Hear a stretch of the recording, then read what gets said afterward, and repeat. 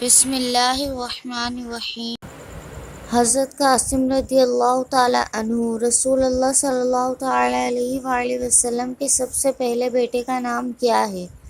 رسول اللہ صلی اللہ علیہ وآلہ وسلم کے سب سے پہلے بیٹے کا نام حضرت قاسم رضی اللہ تعالیٰ عنہ ہے۔ حضرت قاسم کی والدہ کا کیا نام ہے؟ حضرت خدیجہ رضی اللہ تعالیٰ عنہا۔ حضرت قاسم کب پیدا ہوئے؟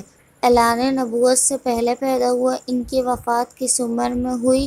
ان کی وفات 17 مہینے یا 2 سال کی عمر میں ہوئی۔